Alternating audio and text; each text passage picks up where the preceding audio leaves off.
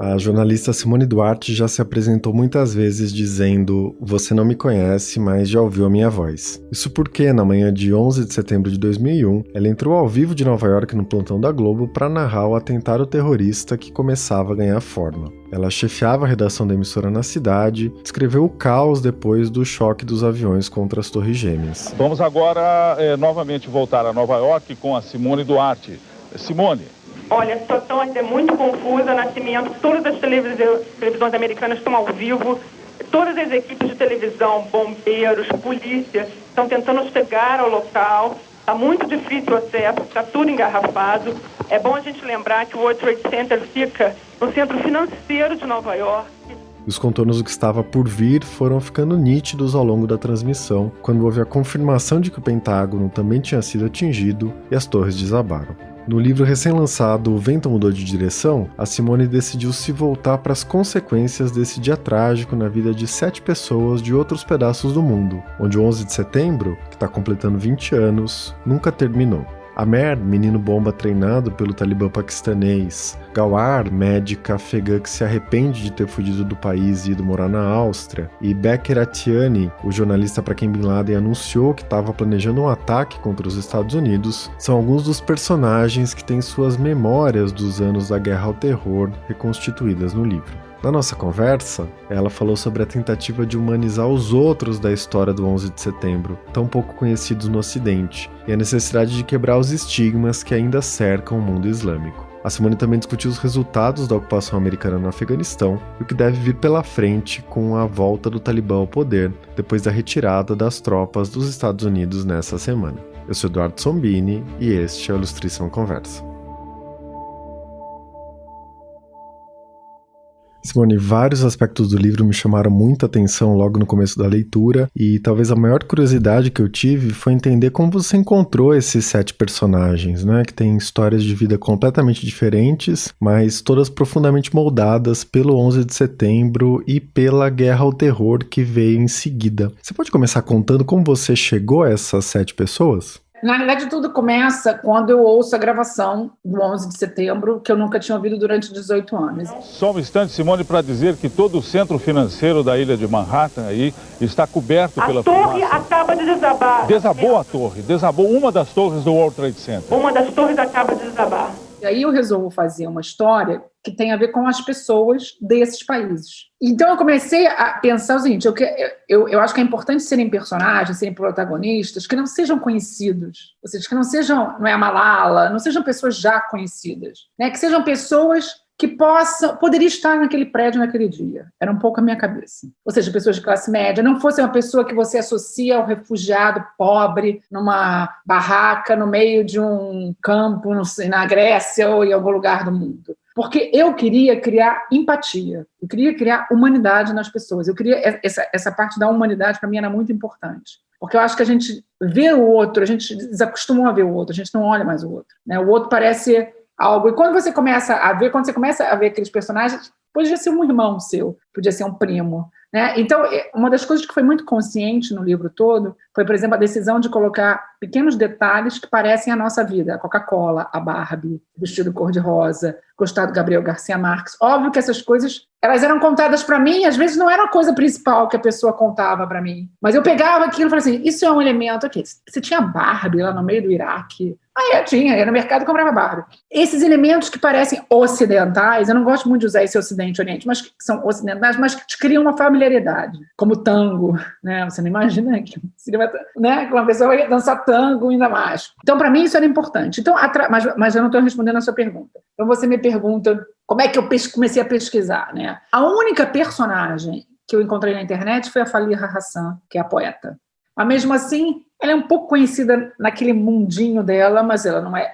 era conhecida no Iraque, mas não é uma pessoa conhecida por toda... Enfim, não é uma pessoa, digamos, que todos conheçam. Fora ela, nenhuma das outras pessoas são pessoas Quer dizer, tem um jornalista, mas mesmo o jornalista que entrevistou o Osama Bin Laden, e que é um encontro muito curioso, porque eu não fui com a ideia de entrevistar jornalista. Quer dizer, eu ia com a ideia de entrevistar jornalistas como contexto. Entrevistei 2 ou 3, mas era para contexto. Só que eu fui convidada para um seminário de segurança e liderança no Paquistão em março de 2019.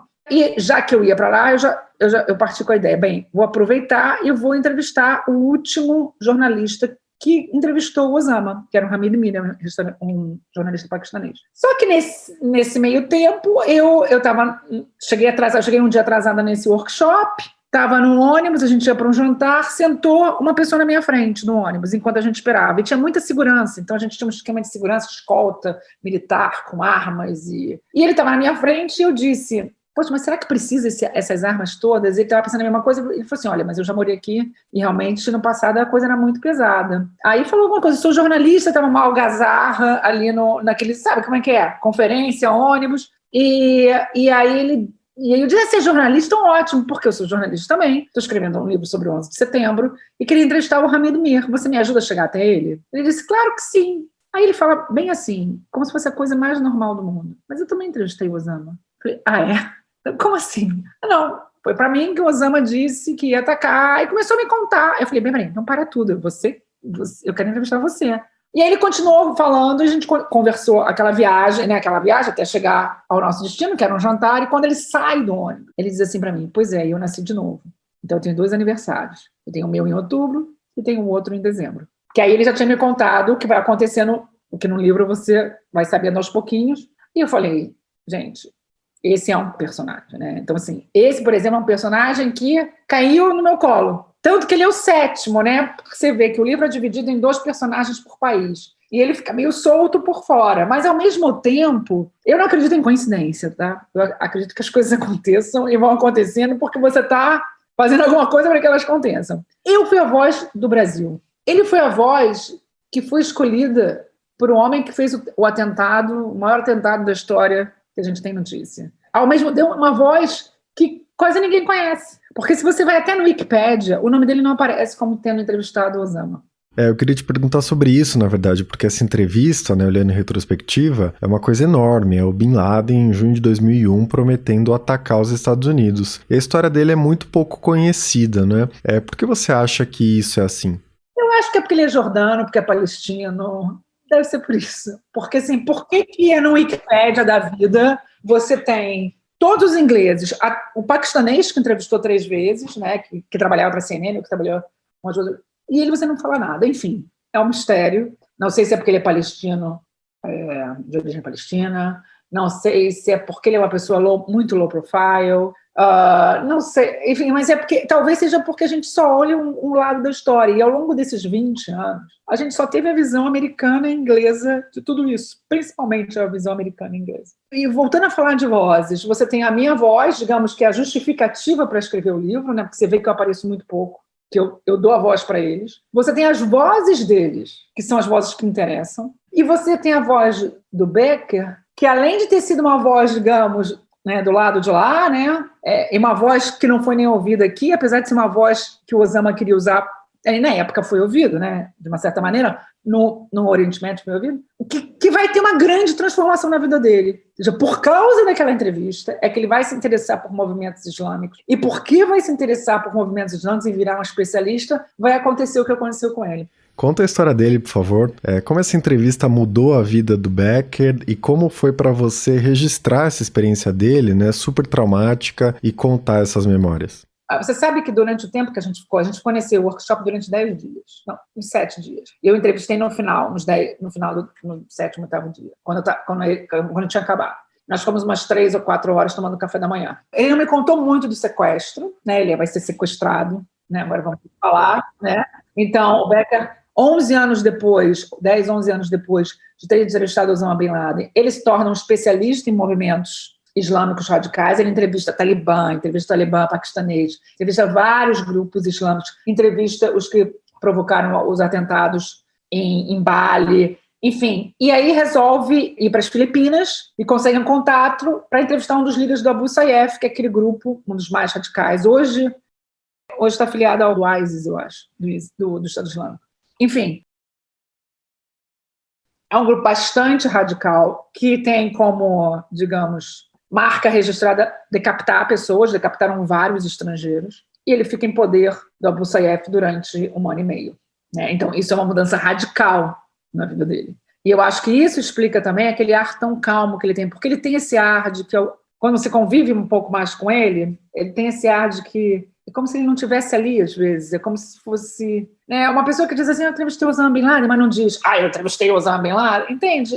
Ali é alguém que passou por alguma coisa que a gente nem consegue imaginar. Né? O que passa na cabeça? Quer dizer, eu tento registrar um pouco, mas o que passa na cabeça de uma pessoa que fica 1 ano e meio sequestrada por um dos grupos mais violentos que existem, né? Mas voltando à sua pergunta, então, assim, o Becker virou um personagem, um protagonista muito forte, né? Às vezes me perguntam qual é o protagonista que eu gosto mais. Eu gosto de todos. Eu tenho momentos com cada um, entendeu? Eu não consigo escolher um. Mas já muitas pessoas vieram me dizer que ele é o personagem mais dramático, o mais forte. Eu não acho, eu acho que tem acho que todos têm uma dramaticidade muito forte. Cada história tem uma dramaticidade muito forte. Mas voltando a falar de como eu cheguei até eles, por exemplo, os afegãos. Os afegãos, que é a Gawar e o Raf, né? Que moram na Áustria. Eu tentei falar com 2 afegãos antes deles. Um estava em Portugal e o outro na França. E algo em comum de todas essas pessoas que eu tentei falar ou que eu falei, eles tinham muito medo, assim, que livro é esse que você está escrevendo? É para falar mal dos Estados Unidos? Que não é, tá? Não é esse o objetivo. Eu dizia, não é para falar mal dos Estados Unidos. Mas se eu falar com você, não vão me deixar entrar nos Estados Unidos? Era um outro... Aliás, todas as pessoas me faziam essa pergunta, com exceção do general e com exceção do menino que foi treinado para ser um menino bomba. Todos me perguntavam isso. Isso vai me prejudicar de alguma maneira? Eu dizia assim, olha, você tem um passaporte afegão ou tem um passaporte iraquiano, já é motivo pelo qual te param na alfândega americana. Então, ou na alfândega de qualquer lugar do país europeu. Assim, não vai ser por isso. Agora, você tem que pensar, tem que ser algo que você se sinta confortável a fazer, né?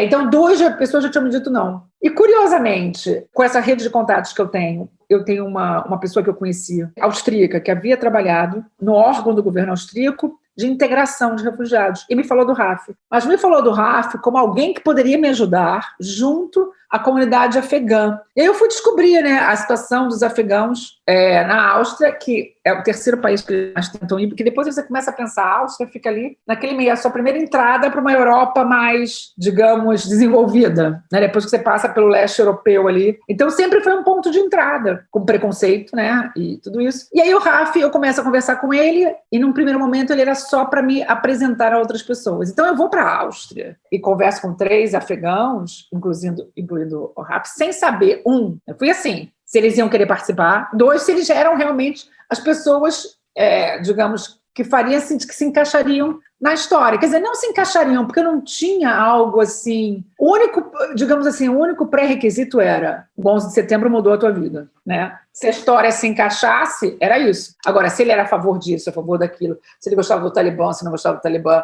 isso para mim não importava. Era ele que ia contar a história dele, né? Ele ou ela. Eu queria ter também personagens femininos, para mim isso era importante, né? Então também não queria ter só homens e conseguimos, assim, tem 4, 3, então eu acho que está equilibrado. E se não tivesse o Becker, seriam 3, 3, eu acho que está equilibrado. Então, os afegãos foi assim, eu fui, e aí lá os conheci, né, pessoalmente. Lá entrevistei separadamente, ficamos dias, né? Com o Rafa fiquei 2 dias, encontrei 2 vezes pessoalmente, com a Gawar foi assim incrível, porque a gente se conheceu primeiro num café, 2 horas e tal. Depois ela me levou para a casa dela. Depois de lá, fomos para o mercado de Natal. Depois do mercado de Natal, fomos tomar um chá. Depois, no dia seguinte, almoçamos de novo. Depois, à noite, nos encontramos de novo. Ou seja, foram 48 horas ali super intensas. E depois, os iraquianos, a Faliha, como eu já disse, eu já tinha encontrado. E no início, eu estava pensando em fazer alguma coisa com a Síria. E eu tinha falado com a Síria, que eu conheço. Ela não queria participar, mas ela disse assim, mas você vai fazer mesmo Síria? Eu disse, eu não sei, acho que não.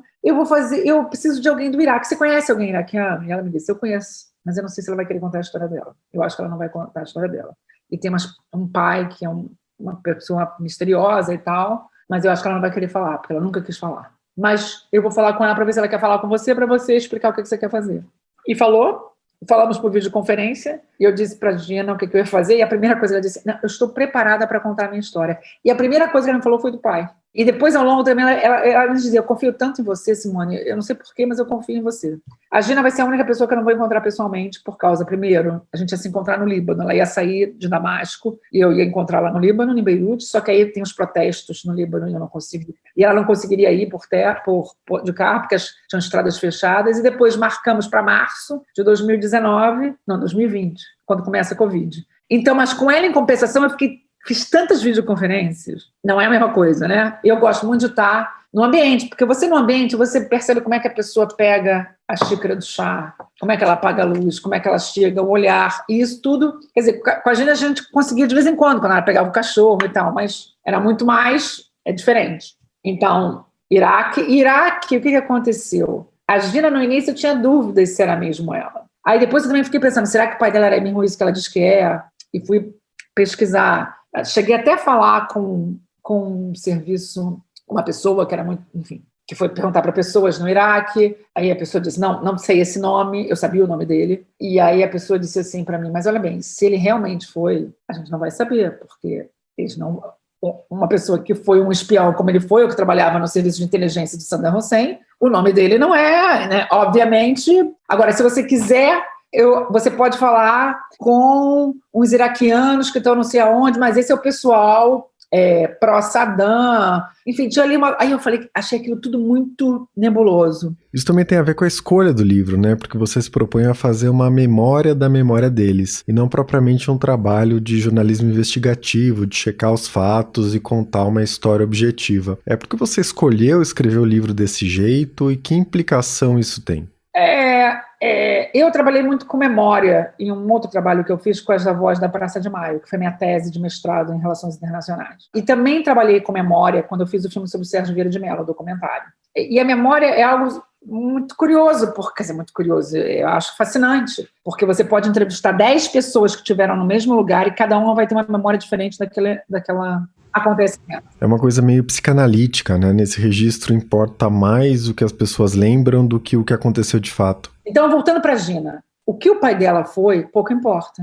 O que importa é o efeito que isso tem nela, na história dela. Agora, e você vê na história dela toda como a figura do pai é importante e define várias coisas ali, né? Isso não sai da cabeça dela. O pai era culpado ou não era culpado? O pai era aquilo, será que ele fez alguma coisa horrorosa ou não fez? O pai misterioso que eu nunca conheci, mas o pai que de repente pegou lá no colo. Eu não vou fazer spoiler aqui agora, Eduardo. Mas enfim, esse pai que nunca está, né? Mas que está o tempo todo. Então, esse pai que foi cortado dela. Então, essa figura, independentemente, né, do que ele poderia ser ou não, é fundamental na história dela. Então, eu parti, você estava me falando essa coisa das memórias, eu parti mesmo assim. Eu não estou fazendo jornalismo, eu não quero ir lá dar um furo de reportagem para que o general me diga alguma coisa que ele nunca contou, porque seria até ingenuidade minha. Vamos lá. Um homem que foi treinado para ser chefe da espionagem de um país.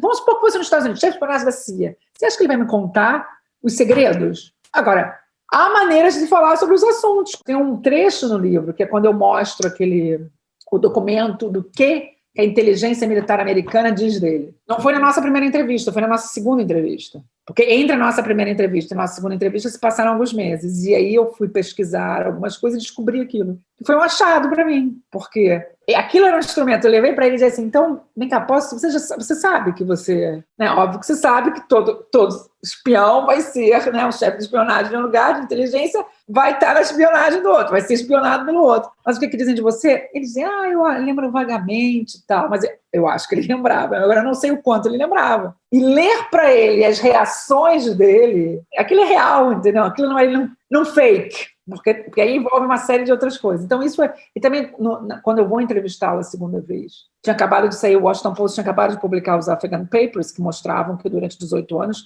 os altos funcionários americanos sabiam que mentiram, né, basicamente. Então ele estava indignado com isso. Então havia ali várias sutilezas. Mas voltando, sim, o meu objetivo não era fazer um livro de política internacional, não era fazer um livro acadêmico, não era fazer um livro para explicar o Oriente Médio, a Ásia Central e os problemas entre muçulmanos, não era isso. Meu objetivo era contar a história de 7 pessoas que através delas a gente podia entender um pouco mais sobre aquela região e sobre o que aconteceu naquela região ao longo dos 20 anos, mas o principal objetivo era resgatar a humanidade dessas pessoas, resgatar a empatia, nossa empatia por essas pessoas e mostrar que a história não são 2 lados da história, é uma história. Isso tudo faz parte de uma história, né? E que a gente ficou ouvindo só uma parte dessa história. Vamos ouvir também a outra parte dessa história. Com certeza. Bom, você já falou um pouco sobre quase todos os personagens. Eu queria falar agora sobre o Amer, né, que é esse menino pobre, cooptado pelo Talibã, treinado para fazer um atentado suicida. Eu tenho a impressão que ele é o personagem mais cru do livro, né, no sentido de que ele representa uma das maiores brutalidades que pode acontecer em uma guerra, que é fazer uma criança usar um colete com uma bomba e mandar ela explodir um alvo inimigo, né? Nesse caso, não era nem um alvo inimigo, né? Quando você pede para uma criança para matar outras pessoas que estão rezando, né?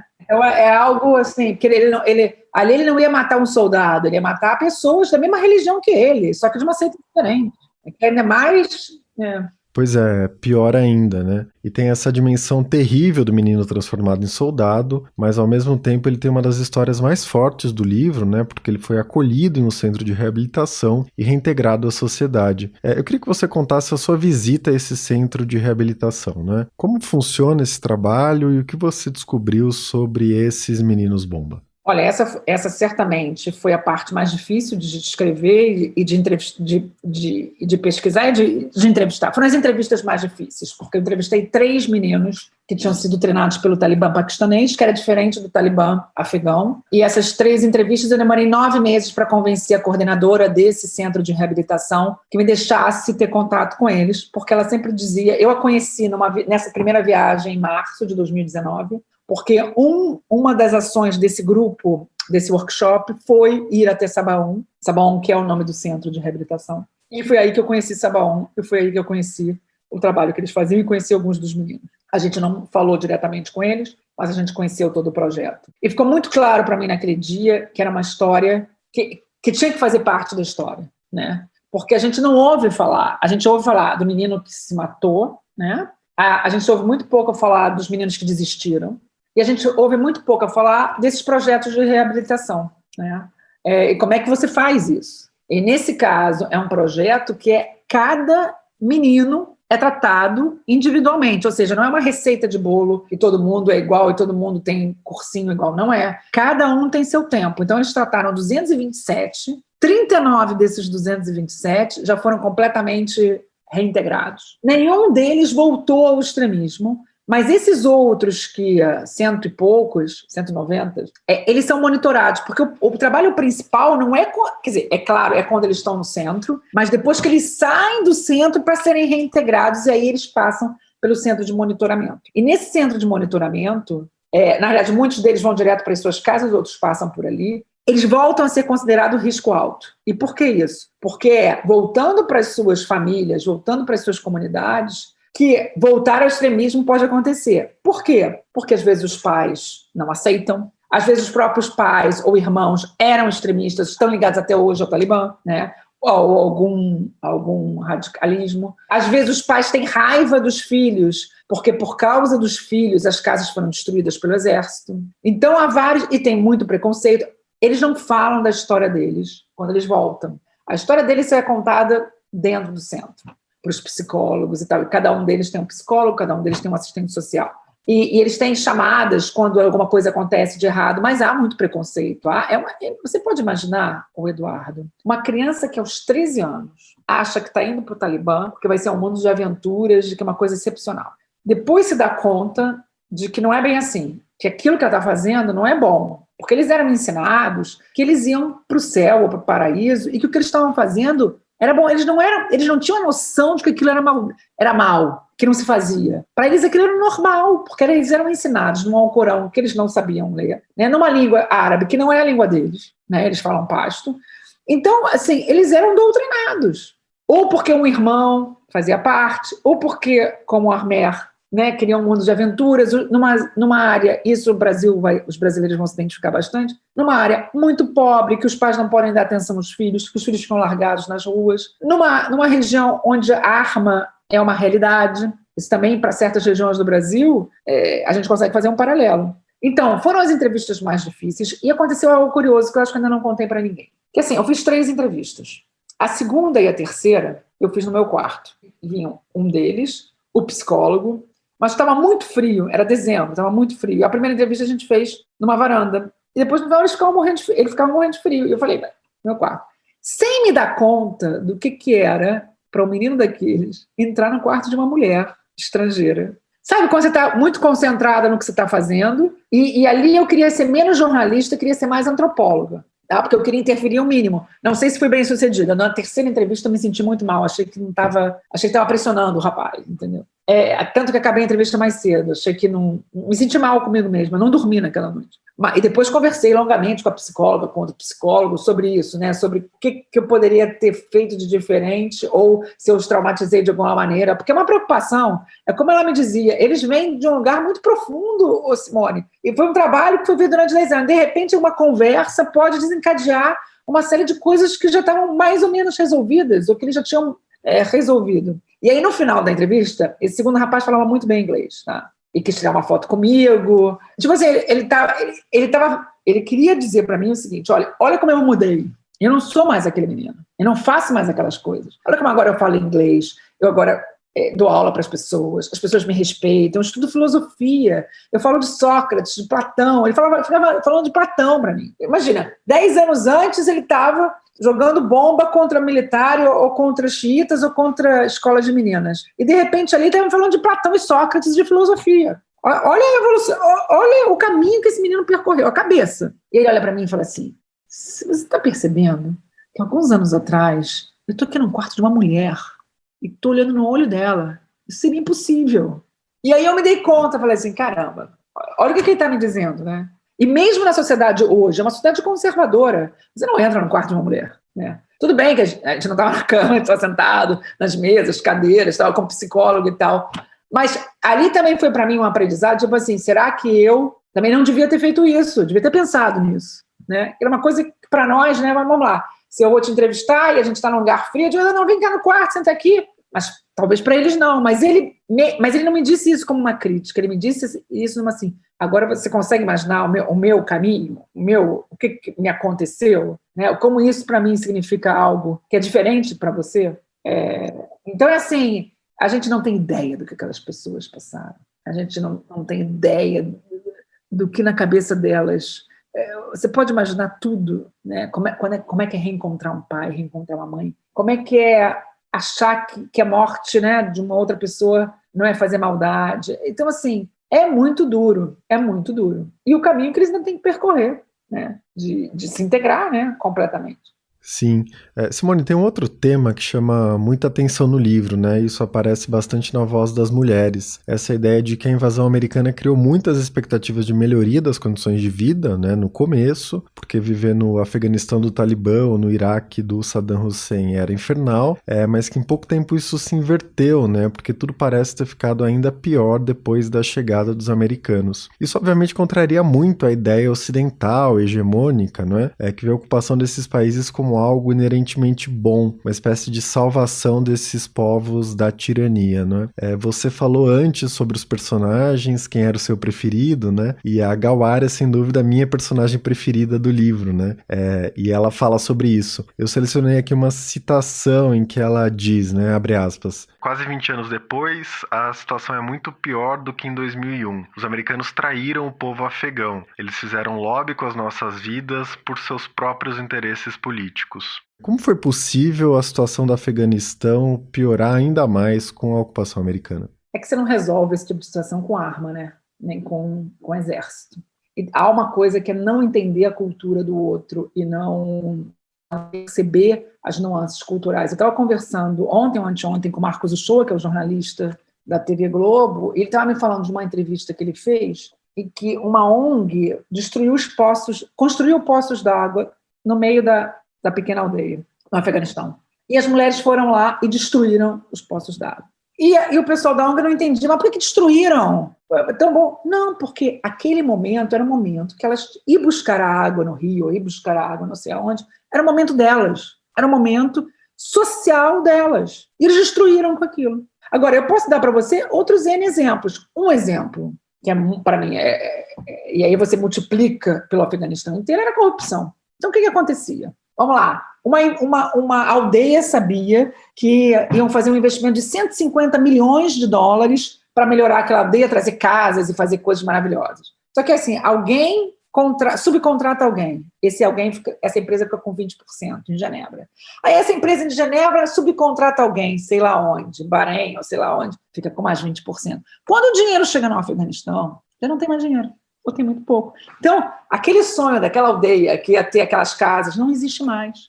Agora, imagina isso multiplicado pelo país todo. Aí você entende a frustração do povo afegão. Depois, uma outra coisa que tem que entender é que o Talibã, por pior que seja, e para a gente, às vezes é difícil entender isso, eles tinham uma causa, e a causa deles qual era? Se livrar de uma ocupação militar. Que ninguém imaginou, nem o próprio Osama deveria imaginar, que ia durar 20 anos. Uma coisa é, eu vou lá, vou capturar o Osama, vou tirar o Talibã. 20 anos? Em 20 anos, $1 trilhão. E o que você melhorou na vida das pessoas? Ok, nas grandes cidades, em algumas cidades, as mulheres vão à escola, mesmo assim, 60% das meninas, 60% das crianças no Afeganistão que estão fora da escola são meninas. Então, assim, com esse dinheiro todo, não poderia ter sido feito muito mais. E aí, o que o Talibã faz desde 2005, 2006? Ele vai conquistando aquelas regiões todas, os líderes tribais, ele conversa com os líderes tribais. Os líderes tribais, ok, vamos com vocês e tal. E por quê? Porque ninguém gosta de ser ocupado militarmente, né? Principalmente um povo que, tradicionalmente, ele expulsou 3 vezes, derrotou 3 vezes os britânicos, derrotou uma vez os soviéticos, derrota os americanos. A história do Afeganistão é isso. Eles derrotam o opressor que veio de fora e depois eles se brigam entre si. Então, assim, é óbvio que isso eu estou resumindo, mas, por exemplo, as situações do gênero, as cidades, a surpresa foi como eles chegaram tão rápido a Cabul. A surpresa não é que eles chegaram a Cabul, porque havia cidades ou pequenas localidades em que as tropas da OTAN estavam de dia, ou as tropas americanas, e à noite era o Talibã que controlava. Então, assim, o Talibã já estava controlando mais de 50% do país ou mais. E a outra ilusão de que os americanos vão lá para salvar as mulheres, que também é uma ingenuidade, né? Os americanos foram para lá, não foi para isso. Acho assim, a bandeira das mulheres é usada em muitos momentos para defender uma série de coisas, porque é uma bandeira popular, que fica bem, né? Mas, a maior parte das vezes, ninguém está pensando nas mulheres. Porque, assim, se estivessem pensando nas mulheres, 51% das mulheres, hoje no Afeganistão, em 2017, sofriam de algum tipo de violência física ou sexual, com os americanos lá, com 20 anos, sem Talibã, né? Então, é muito mais complexo do que isso. A outra coisa é a nossa visão do que é ser muçulmano e do outro, que é, tem que tirar o véu, tem que tirar isso. Você já perguntou para as mulheres se elas querem tirar o véu? Se é cultural delas? Se elas querem ficar com o véu ou não querem? Por exemplo, a mãe da Gawar, eu estava conversando com a Gawar essa semana passada, por causa do que aconteceu no Afeganistão desde o dia 15. E ela diz, a minha mãe, a mãe dela estava na Turquia. Eu não posso dizer por quê, porque senão eu vou dizer o que aconteceu depois do livro acabar. Mas a mãe dela estava na Turquia. No dia que o Talibã chegou, a mãe e o pai, no dia que o Talibã chegou a Cabul, e a mãe e o pai dizem que querem voltar. Olha bem, eles fugiram do Talibã, eles fugiram depois, a filha fugiu da ocupação, né, e outros filhos fugiram também. Cada filho está num país do mundo, só um que mora lá com ele, em Cabul, e eles querem voltar para casa. E aí, a Gawar diz assim, sobre essa coisa do véu, ela diz assim, a minha mãe, quando está na Turquia, não usa o véu, mas fica fazendo compras de véus para usar quando voltar, e hijabs para usar quando voltar. Afeganistão. Eu pergunto, mãe, mas por que lá você... Não, é cultural, nós somos conservadores. Ou seja, independentemente se é burca ou se não é burca. A gente tem aquela artista, a primeira artista de rua afegã, que é muito famosa, e que no Instagram tem aquelas imagens da menina, né, coberta, com os talibãs em volta, e ela com um teclado, que diz, o problema não é a burca. A própria Gawar diz, se for escolher entre a burca e ter educação e ter o que comer e não ter atentado suicida, eu escolho tudo isso. E ela me disse algo também, que foi bastante forte, ela disse, eu me arrependo todos os dias de ter ido embora. E eu hoje ficaria no Afeganistão. Ela até diz, as pessoas vão me julgar errado, vão dizer, está dizendo isso porque está fora. Não, ela disse, não tem um dia que eu não me arrependo. Porque por mais que você tente se integrar, não é a sua casa. Aliás, ela diz isso no livro. De uma outra maneira, que eu acho que ali é uma hora que eu chorei com ela e é uma hora que eu choro toda vez que eu penso. Simone, você topa ler esse trecho do depoimento dela? Meu noivo diz que eu exijo muito de mim mesma e que é por isso que fico nervosa e com essa sensação de desconforto. Acho que essa sensação nunca vai desaparecer. Começou quando saí de Cabul e vai ficar comigo para sempre. Uma parte de mim ficou no meu país. Eu não me sinto em casa aqui. É como se estivesse numa pensão. Não é o meu lugar. Quem sabe um dia vou esquecer o que aconteceu e me sentir em casa. Ainda me lembro do cheiro de casa, da casa dos meus pais em Cabul. Gawar ri, um riso nervoso. Era um cheiro de amor. Cheirava a felicidade, a generosidade. Era amor. Esse trecho é lindo. E pessoalmente, quando ela disse isso, eu comecei a chorar. Foi uma coisa ridícula, porque era ela que estava passando por aquilo tudo e eu não aguentei e me emocionei e chorei. Eu fiz um pouco ao contrário, né, com os meus personagens, alguns deles. Eu chorava enquanto eles me contavam a história. Um pouco. O que nas normas jornalísticas talvez não fosse, no livro de estilo talvez não fosse aprovado. Mas são histórias fortes, né? Eu queria que a gente falasse agora sobre a retirada das tropas americanas do Afeganistão, que terminou nessa semana. O livro, obviamente, acaba antes disso, né? Mas você está acompanhando o que está acontecendo lá. O que a gente pode esperar do Talibã de volta ao poder? Hoje se fala muito de uma eventual moderação, né, em relação ao regime de 96 a 2001, com algumas liberdades mínimas. Você vê chance disso acontecer? Eu acho que está se formando um novo quadro. Obviamente, o Talibã não é o mesmo que era há 20 anos, né? Tem uma nova geração. Ideologicamente, eles são mais radicais, eles têm uma visão da Sharia, eles têm uma visão do Alcorão que não é uma visão moderada, e que não é nem o que está lá, porque se você lê o Alcorão, a mulher pode se divorciar, as mulheres podem ter profissão, isso é uma visão deturpada do que é o Alcorão, ou seja, a vitória deles, de uma certa maneira, é uma vitória ruim para os governos moderados, né? Seria muito melhor se fosse um governo moderado. Agora, eles não são o que eles eram há 20 anos. Exemplo, há 20 anos, basicamente, eles eram muito pobres, sem instrução nenhuma, porque tinham sido vítimas da própria invasão soviética, né? Tinham lutado, né, contra os soviéticos. Esses agora, essa nova geração, uma geração que estudou, que sabe falar línguas, que deu a volta nos americanos, porque negociou com os americanos e deu a volta nos americanos. A verdade é essa. A verdade é que eles aprenderam marketing, tudo isso. Eu acho curioso, eu acho uma certa hipocrisia da imprensa americana e da imprensa internacional, que diz assim, isso tudo que eles estão falando é marketing. Eu fiz uma coisa há uns dias atrás, eu peguei um depoimento, uma declaração, uma entrevista do porta-voz do Talibã e comparei com uma de um porta-voz de uma entidade americana, um departamento de Estado. É a mesma coisa. Eles aprenderam com os mestres do marketing dos Estados Unidos.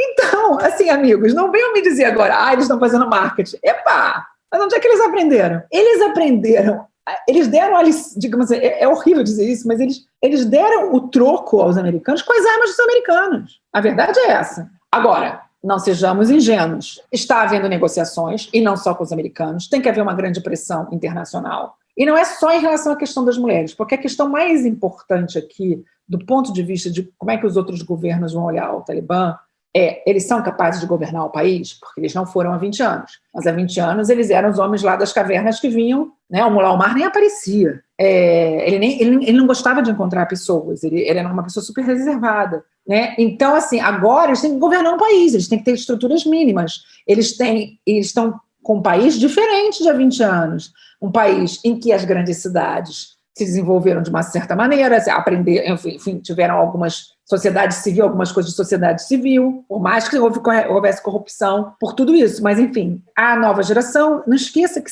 mais de 70% da população afegã não viveu sob o regime do Talibã.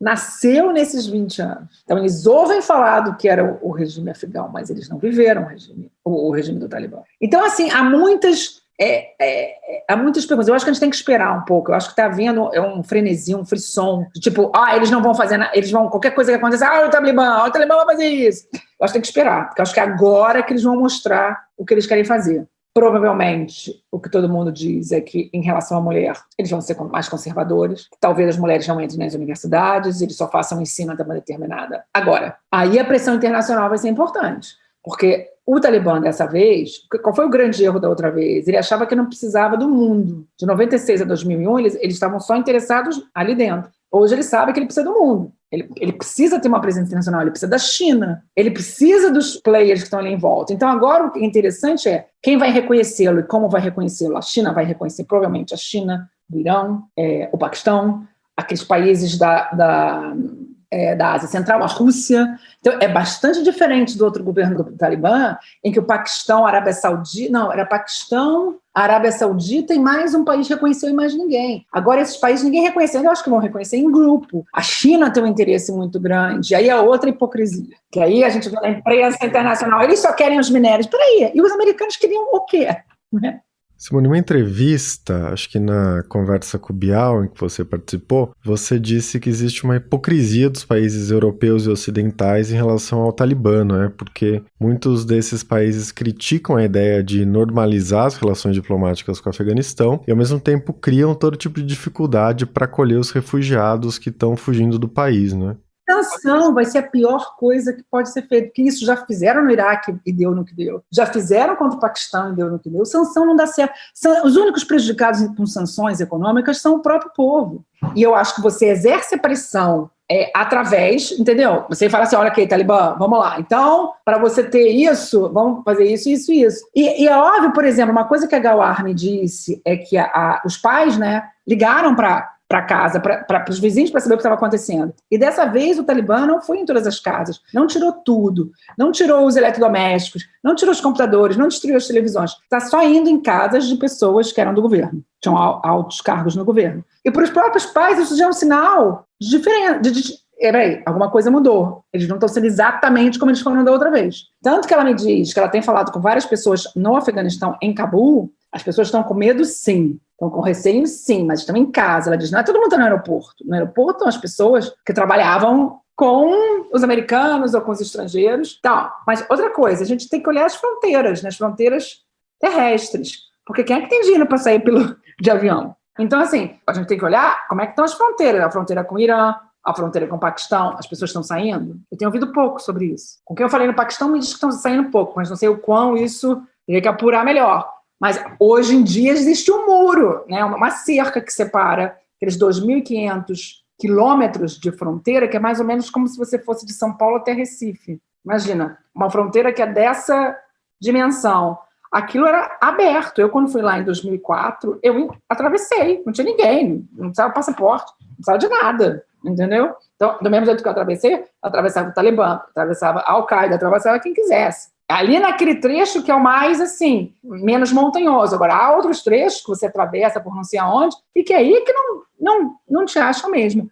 Mas hoje, 80% desses 2.500 quilômetros estão cercados, né? Já não é mais fácil passar. Então, eu acho que assim, a gente tem que esperar um pouco. Acho que tem esse frenesi, é um frenesi da imprensa de, assim, perderam. Agora, o que vão fazer com isso?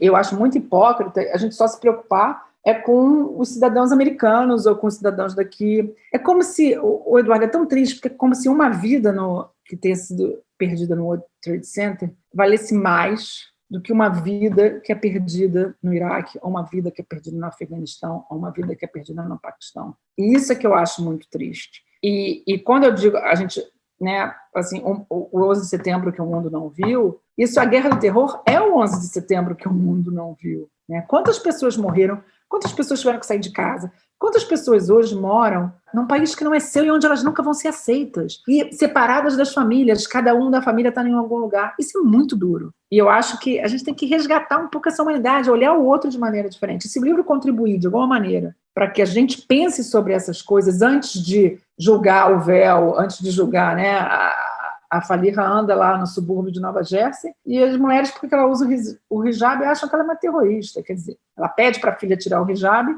porque senão a filha vai ser maltratada. É muito duro isso. E você conta que ela fica feliz quando acham que a filha é porto-riquenha, né? Ou seja, que ela consegue ser identificada com outra minoria que é menos estigmatizada que a muçulmana, né? O cabelo encaracolado, a mesma vai ser discriminada. Agora, o que eu acho... Eu li vários livros sobre 11 de setembro, até de ficção, e o preconceito está lá. E eu agora, esses dias, o livro já, na gráfica e tudo, eu estava lendo um livro, está até aqui do meu lado, eu não vou dizer o nome. Uma autora muito famosa americana, ganhou um prêmio Pulitzer. Ela tem 3 frases no livro que não me saem da cabeça. Uma frase, que ela coloca 11 de setembro ali, em 2 ou 3 momentos, ela fala alguma coisa que tem a ver com 11 de setembro, apesar do livro não ser sobre 11 de setembro, e ela diz assim, aquele homem de pele escura, se referindo a um terrorista. Você vê aí, um homem de pele escura. Depois ela fala, um personagem dela fala de um paquistanês que tinha uma loja, claro que ele era um terrorista, diz o personagem.